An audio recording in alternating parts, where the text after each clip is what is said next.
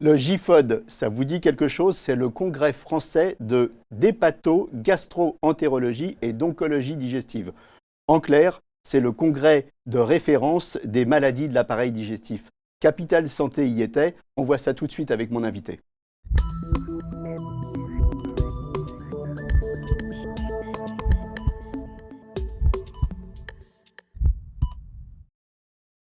Alors avec moi sur le plateau de Capital Santé, le docteur William Bérébi, vous êtes gastro-entérologue à Paris et vous êtes l'auteur de ce pavé, cette référence diagnostique et thérapeutique dont c'est déjà la 8e édition et vous étiez notre envoyé spécial donc au GIFOD. Alors, 4 nouveautés ont retenu votre attention. En premier, cette petite capsule que je montre à la caméra, cette petite capsule, moi ça me rappelle un film de science-fiction dans les années 70 où il y avait des scientifiques qui étaient dans un sous-marin et on miniaturisait le tout et on envoyait ça dans le corps de quelqu'un pour les sauver. Alors, ça sert à quoi? Et puis c'est à peu près le même principe. Dites-nous comment ça fonctionne. Voilà, la fiction est devenue réalité puisqu'aujourd'hui on a une révolution avec cette capsule qui est un endoscope miniature qui permet donc, qui est ingéré par le patient. Ça va filmer donc son tube digestif, estomac, intestin grêle, côlon, via cette ceinture que vous avez devant vous et via l'enregistreur. Alors donc en clair, la petite capsule, je la prends. Je l'ingère, je l'avale. Ensuite, j'ai cette ceinture qui est reliée à l'enregistreur. Et vous récupérez la vidéo. Exactement. Alors, ça permet d'éviter quoi, la coloscopie? Tout à fait. C'est-à-dire que cet examen va permettre chez les patients qui ont une coloscopie incomplète, c'est 10% quand même des patients, pour des raisons techniques, qui ont un refus de la coloscopie, ça arrive aussi, et une contre-indication, puisqu'il y a des patients coronariens ou qui ont une insuffisance respiratoire qui peuvent avoir une contre-indication à l'anesthésie générale. Et la différence, par contre, par rapport à la coloscopie, c'est qu'on ne peut pas intervenir en même temps qu'on fait l'examen. C'est-à-dire qu'on ne peut pas enlever des polypes en même temps qu'on fait l'examen. Pas pour le moment. Ça viendra certainement, mais pour le moment, on ne peut que diagnostiquer, mais pas de geste interventionnel pendant. Donc ça, on est bien d'accord, ce n'est pas de la science-fiction, vous le faites dans votre cabinet, vous, aujourd'hui? Exactement. C'est la réalité d'aujourd'hui. Ça se fait à l'hôpital, mais aussi en cabinet. Et donc, c'est extrêmement simple à mettre en place et à réaliser. Alors, première nouveauté, on a vu la capsule. Deuxième nouveauté, des annonces importantes ont été faites concernant la maladie de Crohn. Tout à fait. Alors, la capsule, d'ailleurs, sert dans la maladie de Crohn, puisque la capsule permet de faire le diagnostic de maladie de Crohn qui n'a pas pu être établi par la coloscopie, et également dans les colites indéterminées, et permet également de suivre le traitement et de voir si le traitement est efficace. Alors, effectivement, au niveau thérapeutique, on avait jusqu'à présent les biosimilaires, ce qu'on appelait les biosimilaires, donc qui sont très efficaces, mais qui ont comme inconvénient, on va dire, d'être par voie injectable, donc sous-cutanée ou intraveineuse. Et là, maintenant, il y a de nouveaux médicaments qui sont les anti-JAK, qui sont des médicaments qui se prennent par voie orale et qui ont la même efficacité que les médicaments, que les biosimilaires, que les biologiques par voie injectable. En premier, c'est un progrès parce que c'est un grand confort pour les gens qui souffrent de la maladie de Crohn. Au lieu de s'injecter, on prend les choses par voie orale. Donc, premier progrès, grand confort. Est-ce qu'en plus, il y a un progrès thérapeutique? Oui, puisqu'il y a des patients qui sont en échec des biologiques et chez qui on n'avait pas de plan B, si je puis dire. Et donc, ces nouveaux traitements permettent d'avoir une deuxième phase d'efficacité en cas d'échappement des premiers traitements. Alors au GIFOD, on a parlé aussi du microbiote, ou alors plutôt je devrais dire des microbiotes. Alors avant qu'on rentre dans le détail du sujet, expliquez-nous ce que c'est que le microbiote. Quand on parle du microbiote, qu'est-ce qu'on veut dire? Alors le microbiote, c'est un écosystème microbiologique qui existe dans le sang, mais bien évidemment dans le tube digestif, et on parle donc de microbiote intestinal, et c'est 100 000 milliards, accrochez-vous bien, d'espèces, d'individus, avec 500 espèces différentes. Donc on a c'est un univers. C'est un univers c'est le plus grand univers cellulaire du corps humain, qui est donc dans l'intestin. Donc c'est un peu comme si c'était des poupées russes. Nous, on vit dans l'univers, et puis à l'intérieur de nous, il y a des univers, donc ces fameux microbiotes. Alors, ce qu'on a appris au GIFOD, c'est que donc il n'y a pas un microbiote, il y a des microbiotes et que ces microbiotes ont des corrélations les uns avec les autres, c'est ça? Exactement. C'est-à-dire qu'il y a un microbiote dans le sang et un microbiote intestinal qui est le microbiote le plus important, mais il y a des connexions, c'est-à-dire que lorsque le microbiote intestinal est défaillant, la barrière épithéliale, ça qu'il faut bien comprendre, ne fonctionnant plus, ça permet à des bactéries qui sont au départ pas pathogènes de passer dans le sang et d'entraîner différentes maladies. Donc les bactéries du microbiote de l'intestin peuvent passer dans le microbiote sanguin, Oui. c'est ça? C'est-à-dire à partir du moment où le microbiote est altéré, on parle de dysbiose, et la dysbiose va permettre à des bactéries qui sont bloquées normalement dans le tube digestif de passer dans le sang. D'accord. C'est ça le problème. Alors, C'est ce qu'on appelle la perméabilité muqueuse. ça débouche sur quel problème?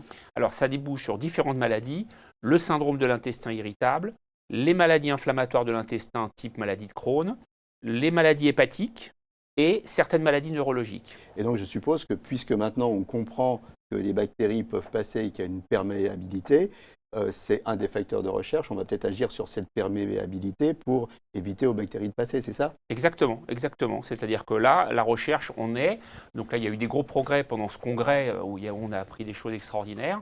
C'est-à-dire qu'on essaye de faire la corrélation entre l'altération du microbiote intestinal, sa répercussion dans le sang et sa répercussion dans l'organe cible, qui peut être le foie ou même le système nerveux. Alors, enfin, on a parlé aussi, c'est le quatrième point sur lequel vous voulez insister, on a parlé des NASH et des conséquences de l'obésité sur le foie.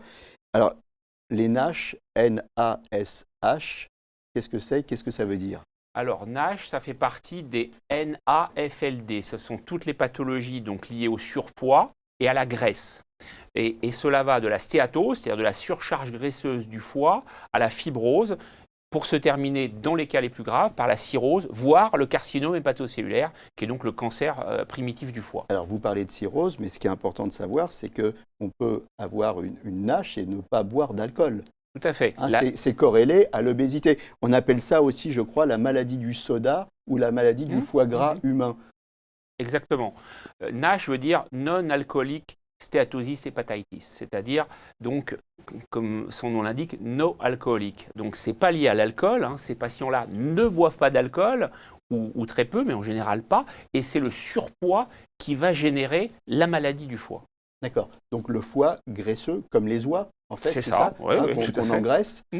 Alors, il faut dire que c'est un vrai problème de santé publique parce que les NASH ont doublé en 15 ans, mondialement. Exact, oui. Hein, c'est ça? Tout à fait. Les NASH ont doublé en 15 ans. Tout à fait. Alors, c'est dû à quoi? C'est la malbouffe, c'est ça? Oui, en grande partie. On sait qu'il y a de plus en plus dans la population occidentale de surpoids et d'obésité, et donc par conséquent, les NASH suivent exactement cette courbe de croissance du poids dans les populations. Et donc par conséquent, ça devient un problème de santé publique avec une mortalité très importante, et c'est la première cause de cirrhose du foie après l'alcool. D'accord, c'est-à-dire que en fait, cet excès de graisse peut entraîner une cirrhose, mais pas que, des cancers aussi? Cancer du foie, hein, donc la filiation se fait vers fibrose, cirrhose, cancer du foie, mais ça peut des fois court-circuiter et parfois des patients peuvent avoir un cancer du foie, donc un carcinome hépatocellulaire, sans avoir eu de cirrhose au préalable. D'où l'importance des mesures diététiques et thérapeutiques. On va en parler. Et je suppose que, on a dit non alcoolique, mais si en plus on boit de l'alcool, ça arrange rien parce que l'alcool, ça favorise la production de graisse par le foie, c'est ça? Alors oui, mais paradoxalement, dans le régime méditerranéen, qui est le régime qu'il faut utiliser dans les NASH, il faut boire un petit coup. Voilà, un petit coup, c'est-à-dire un verre de rouge, 1 à 2 verres de rouge maximum, je dis bien rouge parce qu'ils n'ont pas les mêmes vertus au niveau du foie. À ce moment-là, ça fait partie du régime. On peut ou on doit boire un ou deux petits verres de rouge. C'est pas pareil. Hein. C'est pas pareil. S'il n'y a pas de contre-indication d'autre nature, donc là, il faut voir avec le cardiologue, etc., il est recommandé dans le régime méditerranéen de boire 1 à 2 verres de vin rouge par jour. D'accord. On va rentrer un petit peu plus dans le détail du régime. C'est régime et sédentarité aussi, les NASH. Hein. Ce n'est pas que le régime, la sédentarité compte aussi beaucoup, c'est ça? Tout à fait. Donc, il y a le régime méditerranéen, on en a parlé. C'est donc en gros, beaucoup de fruits, beaucoup de légumes, viande blanche et poisson. et on réduit la viande rouge et les féculents. Ça, c'est extrêmement important. Ça, c'est la base du régime. On utilise huile de soja, huile de colza, huile d'olive, des plantes aromatiques. On n'hésite pas à édulcorer un petit peu ces plats. Et on boit 1 à 2 verres de vin rouge par jour, si on aime, si on peut. Voilà. Ça, avec ça, on est heureux. On n'a pas de nage, on n'a pas de maladie cardiovasculaire. Et comme vous le disiez, on fait de l'exercice. Et on fait de l'exercice. Alors ça, oui, quand on lève le coude, hein. On fait de l'exercice. Ça fait partie du traitement avec 2 volets. Lutte contre la sédentarité, c'est-à-dire j'évite d'être assis, j'évite d'être allongé, je bouge globalement dans ma journée et je fais de l'exercice physique. Et donc là, les recommandations sont claires. On recommande donc 30 minutes d'exercice physique par jour. Dernier point, la détection. Comment on détecte les NASH? Il n'y a pas de symptômes. Hein? Il n'y a pas de symptômes. Donc c'est le problème, ça. C'est le problème, c'est-à-dire que les gens c'est silencieux, donc les gens se rendent compte de rien. Et donc, in fine, pour le savoir, on a les transaminases, on a le fibroscan. Donc transaminase. Prise de sang. Donc, prise de sang qui permet de voir si le bilan hépatique est normal. On fait le test de HOMA. Donc ça, c'est une nouveauté, c'est très important. C'est un test de détection qui combine glycémie et insulinémie et qui permet donc d'affiner cette population-là. Donc là, pareil, prise de sang. Prise de sang. Et le fibroscan, qui est une petite sonde qu'on met au niveau du foie et qui mesure la fibrose hépatique. En résumé, les prises de sang, c'est tous les combien et à partir de quel âge? Alors, tout dépend. Si on n'a pas d'histoire familiale. Hein. Bien sûr. Tout dépend du poids de la personne, en fait. Toute personne en surpoids devrait avoir un bilan hépatique. Qu'est-ce qu'on appelle le surpoids? Surpoids, si IMC supérieur à 25 km². On calcule, c'est tout simple. Voilà. On rappelle comment on le calcule, vite fait. Voilà, poids sur taille au carré. Poids sur taille au carré. Donc, tout le monde peut le faire très simplement. Donc, si supérieur à 25, là, on se fait dépister. Prise de sang régulière, c'est quoi? Une fois par an? Une fois par an, transaminase, gamma-GT et phosphatase alcaline. D'accord. Voilà, hein, des bons conseils. Qu'est-ce qu'il y avait d'autre à voir au GIFOD? Eh bien, écoutez, il y a donc, on a tout dit, je crois. Hein. On a été, je pense, assez exhaustif. On a tout dit. Alors, je vous remercie, William Bérébi, d'avoir été notre envoyé spécial au GIFOD. Avant de se quitter, je rappelle que la journée mondiale des MICI, les MICI, ça veut dire les maladies inflammatoires chroniques de l'intestin. Très important. Cette journée mondiale aura lieu le 19 mai. Très important. Les MICI, c'est quoi? C'est la maladie de Crohn. Crohn, érectocolite hémorragique et plus de 100 000 cas en France. Voilà, si vous voulez en savoir plus sur toutes les maladies, hein, le pavé, je le recommande, diagnostic et thérapeutique. À bientôt sur Capital Santé et pour un nouveau numéro. Et d'ici là, portez-vous bien. Merci.